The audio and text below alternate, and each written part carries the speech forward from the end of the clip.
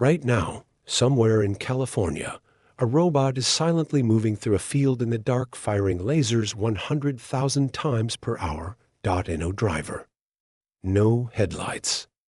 No noise except the soft hum of its motors and the faint crackling sound of weeds being vaporized one by one. I've spent a lot of time researching how farming changed over the centuries. The plow, the tractor, the combine harvester. Each one of them replaced something humans used to do with their own hands. Each one of them felt, at the time, like the final answer. Like we had finally solved the problem. But there's one problem that never got solved. One enemy that every farmer in every era, in every country, has fought and lost against for 10,000 years. Weeds. I want you to think about what a weed actually is, from a farmer's perspective. It's not just an ugly plant. It's a thief. Every weed growing in your field is stealing water from your crops, stealing nutrients from your soil, blocking sunlight from reaching your seedlings, and reproducing faster than you can keep up with. A single weed left untouched can produce thousands of seeds before the season ends. Those seeds sit in your soil for years, sometimes decades, waiting for the right moment to germinate. You can't negotiate with them. You can't reason with them. You can only try to destroy them before they destroy your harvest, and for most of human history, destroying them meant one thing. You got down on your hands and knees, and you pulled them out of the ground yourself. Picture a farm in the American Midwest in 1910. 50 acres of onions. It's July. The temperature is sitting at 95 degrees and climbing. The farmer has hired a crew of 12 workers to walk the rows and pull weeds by hand. They start at sunrise. They work until they can't see anymore. They come back the next morning and do it again. By the time they finish the last row, the first row has already started growing back. This was not a problem unique to America.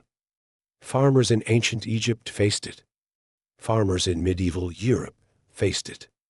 Farmers in feudal Japan faced it.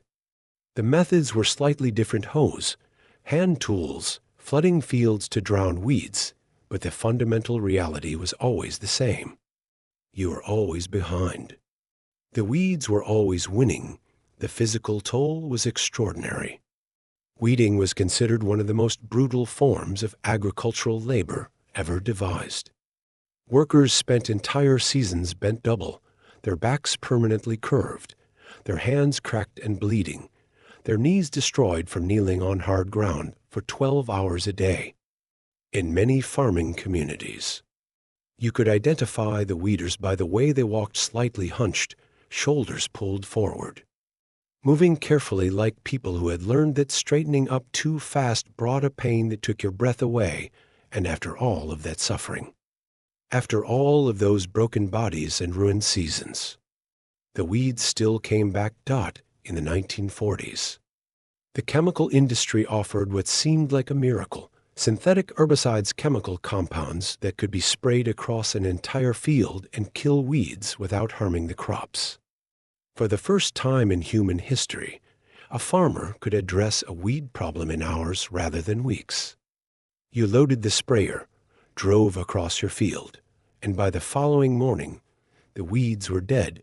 The adoption was immediate and almost total. By the 1970s, herbicide use had exploded across every major farming nation on Earth. By the 1990s, it was simply the way farming worked. You planted. You sprayed. You harvested. The idea of going back to hand weeding seemed as absurd as going back to harvesting grain with a sickle, but something was happening beneath the surface. Literally, the chemicals were soaking into the soil, into the groundwater, into the streams and rivers that ran alongside farmland. Studies began to emerge showing connections between herbicide exposure and health problems in farming communities: elevated cancer rates, hormonal disruption, neurological effects in children. Regulators started asking questions. Consumers started reading labels. Supermarkets started demanding residue-free produce, and then came the bigger problem. The weeds started fighting back.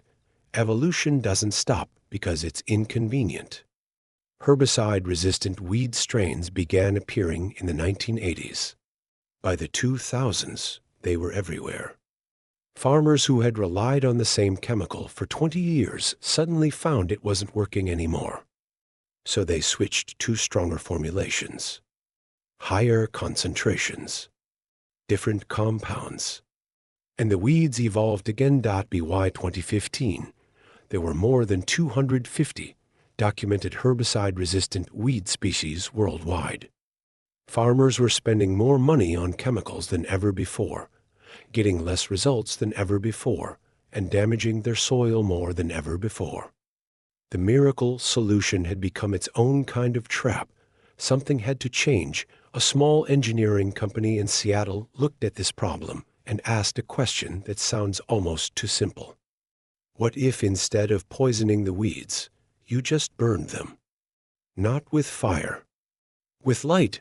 Carbon Robotics was founded by a team of robotics engineers who had no background in agriculture at all. That turned out to be an advantage. They didn't come in with assumptions about how the problem had to be solved. They just looked at what the actual task was: identify a weed, destroy it, move on, and asked what technology could do that most precisely. The answer was lasers. Combined with artificial intelligence, they spent years training a computer vision system on millions of images of crops and weeds at every stage of growth. The system learned to distinguish between a carrot seedling and a weed seedling even when they were nearly identical to the human eye. It learned to make that distinction in milliseconds, in varying light conditions at different angles, with dirt and debris in the frame. Then they mounted high-powered laser units beneath a large autonomous vehicle frame, connected everything to the AI system, and sent it into a field. The LaserWeeder was commercially deployed for the first time in 2022. And what it does is something that still feels slightly unreal even when you watch it on video. The machine moves slowly down a crop row, completely unattended. Beneath its frame, cameras are scanning the ground 30 times per second. The AI is processing every image in real time, identifying every plant in the frame, crop, or weed, and calculating the exact center of each weed's root system when a weed is identified. A targeting command is sent to the laser unit positioned above it. The laser fires. The pulse lasts a fraction of a second. The heat destroys the growing cells at the base of the plant. The weed is dead. The entire sequence from identification to destruction takes 50 milliseconds. The machine does this 100,000 times per hour. It works in daylight. It works in darkness. It doesn't need a break. It doesn't need water. It doesn't get heat stroke. It moves through the field at a steady pace all night long while the farmer sleeps. And by morning, the work is done. One LaserWeeder unit can cover the same area as approximately 70 human workers. It uses 0 herbicides. It leaves 0 chemical residue. It doesn't compact the soil. It doesn't damage the crops around the weeds. And because it destroys the weed at the root rather than the leaf, the weed cannot simply regrow from its root system the way it does when you spray it with a chemical that only attacks the surface. The precision is almost unsettling. The AI can identify and destroy a weed that is growing directly adjacent to a crop seedling millimeters away without touching the crop at all.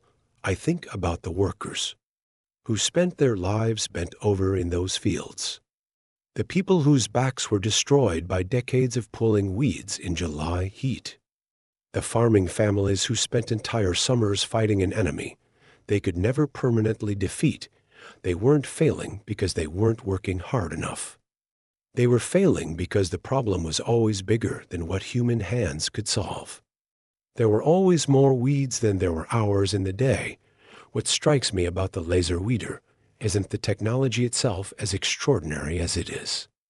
What strikes me is how long this problem existed before anyone solved it. 10,000 years of farming, generations of suffering over something that a laser and a camera can now handle overnight. The farmers who once bent their backs in the sun now watch a robot do it in the dark and the weeds for the first time in 10,000 years are losing